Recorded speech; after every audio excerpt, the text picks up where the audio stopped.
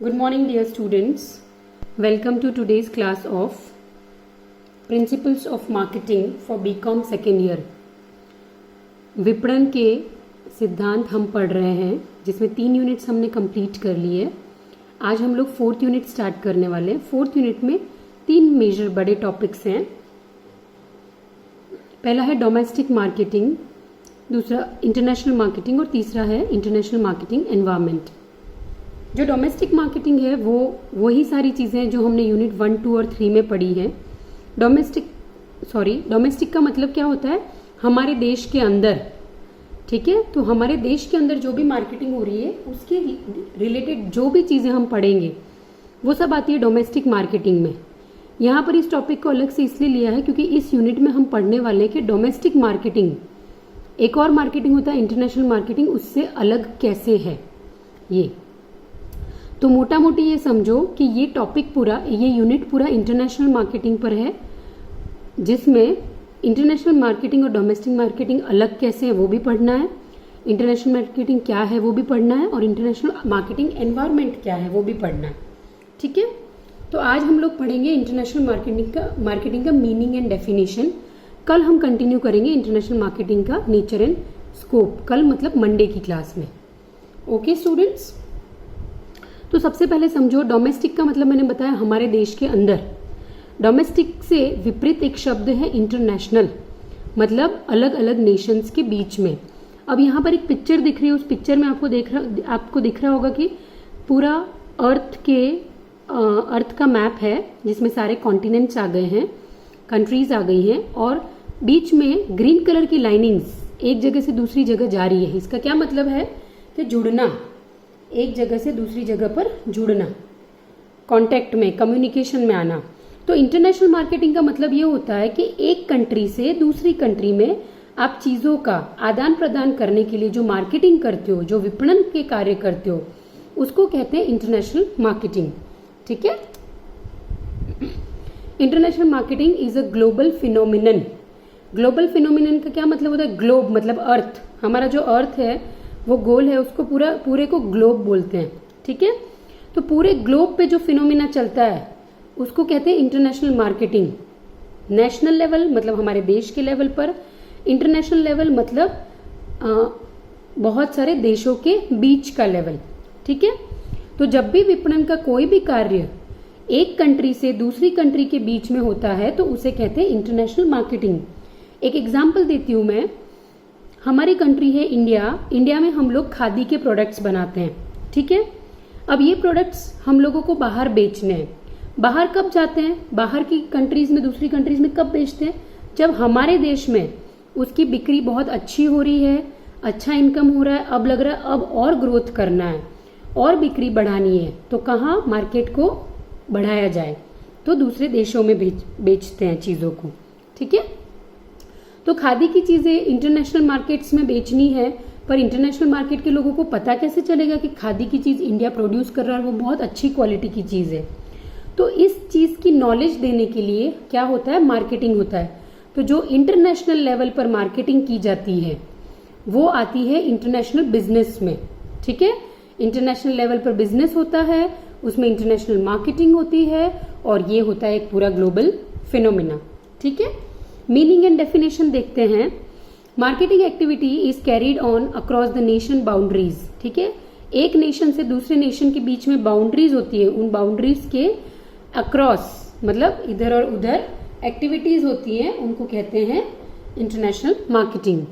According to American marketing association, international marketing is the multinational process of planning, executing, conception, pricing, promotion and distribution of ideas, goods and services, create exchanges that satisfy individual and organizational objectives. ये हो गई American marketing association के द्वारा दी गई international marketing की definition. ठीक है, ये सिंपल यही कह रही है कि मल्टीनेशनल, एक से ज्यादा नेशंस इंक्लूड होते हैं जिसके बीच में एक प्रोसेस होता है, जिस प्रोसेस में क्या क्या एक्टिविटीज आती हैं? Planning, executing, conception, pricing, promotion, distribution of ideas, goods and services, creating exchanges that satisfy individuals and organizational objectives. ये सारी एक्टिविटीज एक प्रोसेस में इंक्लूड होती है जिस प्रोसेस को कहते हैं इंटरनेशनल मार्केटिंग।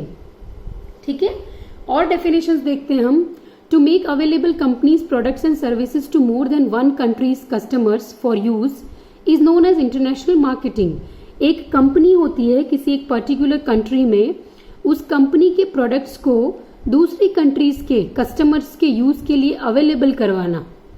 ठीक है, प्रोडक्ट्स और सर्विसेज दोनों चीजें इसमें आ गई, अवेलेबल करवाना, उसे कहते हैं इंटरनेशनल मार्केटिंग। ठीक है, नेक्स्ट है एक और डेफिनेशन, ये दी थी फिलिप कोटलर केटियोरा। नेक्स्ट डेफिनेशन है the process of marketing beyond the countries border is called international marketing. सबसे सिंपल डेफिनेशन ये है कि मार्केटिंग का जो काम एक कंट्री के बॉर्डर के पार होता है उसको कहते हैं इंटरनेशनल मार्केटिंग। ठीक है, इंटरनेशनल मार्केटिंग में क्या क्या चीजें आती हैं जो मैं बताती हूँ। सबसे ऊपर है ग्लोबल वेब। जो स्पाइडर होता है उसका घर देखा आपने, मकड़ी का जाला, उसको इंग्लिश में वेब कहते हैं।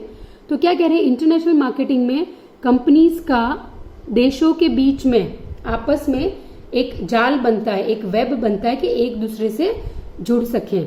ठीक है, फिर नेक्स्ट है licensing and franchising.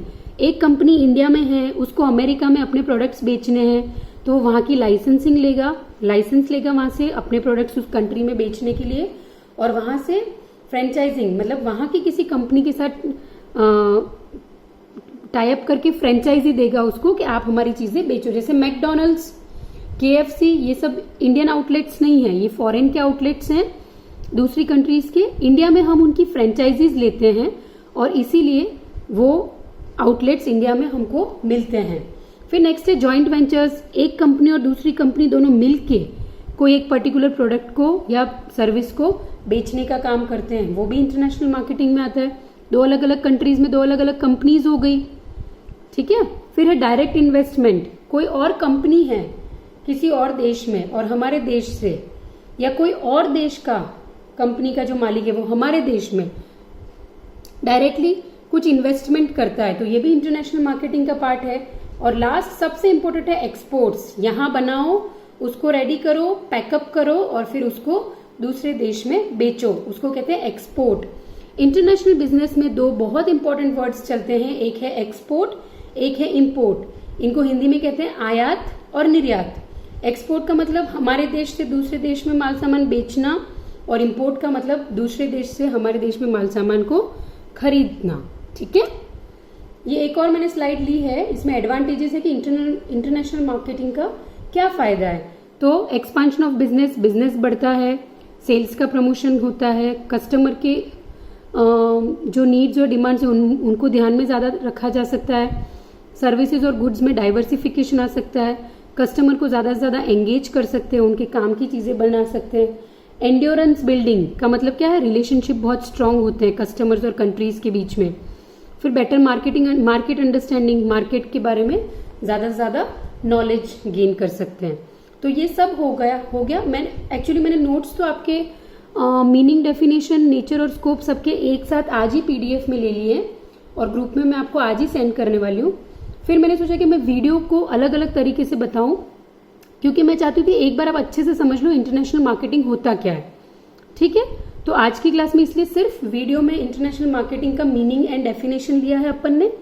Next class में नेचर एंड स्कोप पढ़ेंगे। नोट्स दोनों क्लासेस के मैं आज ही आपको भेज रही हूँ। ठीक है, आई होप चीजें क्लियर हैं आपको स्टूडेंट्स। फिर भी कोई डाउट हो तो आप मुझे अपनी क्वेरी हमारे व्हाट्सएप ग्रुप में पुटअप कर दीजिएगा। आज का क्वेश्चन है बहुत सिंपल है, व्हाट इज इंटरनेशनल बिजनेस। ठीक है, और इसके अंदर ही आपको एक्सप्लेन करना है, वो मैं मार्केटिंग लिखना भूल गई हूँ, उसको साथ साथ लिखना, व्हाट इज इंटरनेशनल मार्केटिंग। ठीक है, ये दोनों क्वेश्चंस के आंसर्स लिखना और असाइनमेंट आज की डेट में रेडी रखना। Have a safe time students, thank you so much.